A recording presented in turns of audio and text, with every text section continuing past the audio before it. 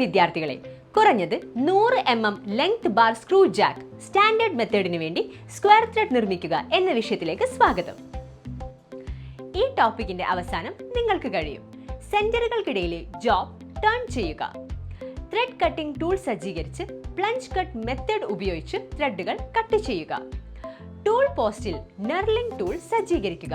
ജോബിൽ വിവിധ ഗ്രേഡുകൾ നെർലിംഗ് ചെയ്യുക. പ്ലഞ്ചിംഗ് വഴി റേഡിയസ് ഗ്രൂവ് കട്ട് ചെയ്യുക. സെന്ററുകൾക്കിടയിൽ നടക്കുന്ന വർക്കിന്റെ എക്സ്റ്റേണൽ ത്രെഡുകൾ കട്ട് ചെയ്യുക. Materials and equipment.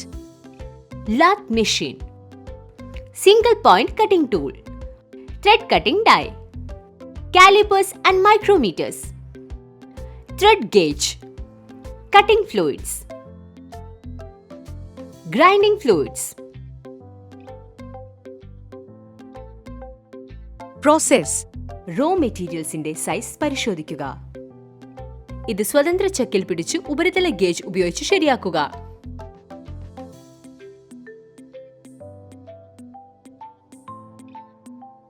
Facing tool സജ്ജമാക്കി ഒരറ്റത്ത് ഫേസ് ചെയ്യുക. ജോബിന്റെ സെന്റർ ഡ്രിൽ ചെയ്യുക. ഒരു സ്വതന്ത്ര ചക്കിന്റെ റിവേഴ്സ് ചെയ്ത് ശരിയാക്കുക. ജോബിനെ 132 മില്ലിമീറ്റർ നീളത്തിൽ അഭിമുഖീകരിക്കുക. അവസാനം മധ്യഭാഗത്ത് ഡ്രിൽ ചെയ്യുക.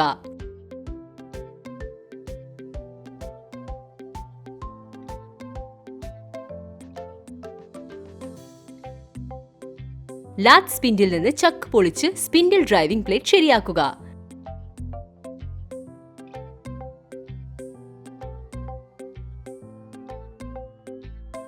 നേരായ ലാത്ത് കാരിയറിലേക്ക് ജോബ് ഉറപ്പിക്കുകയും ലൈവ് സെന്ററിനും ഡെഡ് സെന്ററിനും ഇടയിൽ ജോബ് പിടിക്കുകയും ചെയ്യുക.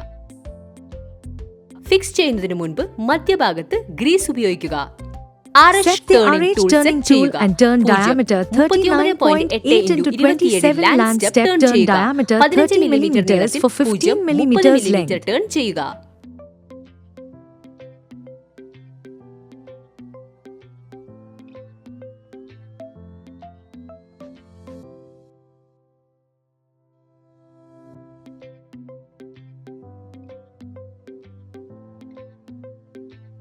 ഡയമണ്ട് നർലിംഗ് ടൂൾ സെറ്റ് ചെയ്യുക. 0.40 മില്ലിമീറ്റർ നൾ ചെയ്യുക.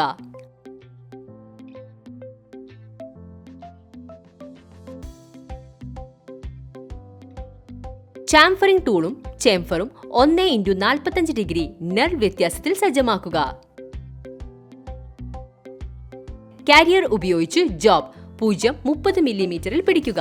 സെന്ററിനിടയിൽ ടേൺ ചെയ്യാൻ തയ്യാറാക്കുക.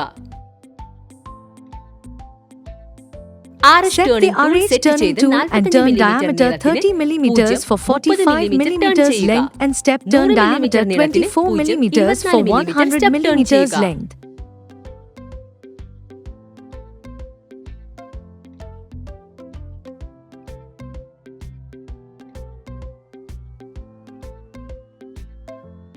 ഗ്രൂവിംഗ് ടൂൾ സജ്ജീകരിച്ച് കോർ ഡയമീറ്ററുടെ ആഴത്തിൽ ഒരു ഗ്രൂവ് ഉണ്ടാക്കുക. 5 മില്ലിമീറ്റർ വീതിക്ക് -0.2 millimetre. Thread cutting tool set ചെയ്യുക. സ്ക്വയർ 24x3 ത്രെഡ് മുറിക്കുന്നതിന് ഗിയർ ട്രെയിൻ മാറ്റുക.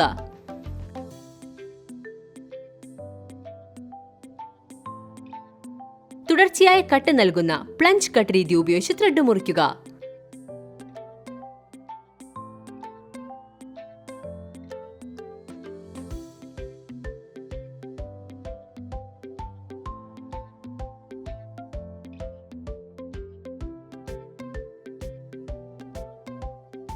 പ്രിസിഷൻ മെഷറിംഗ് ടൂൾ ഉപയോഗിച്ച് വർക്ക് പീസ് പരിശോധിക്കുക.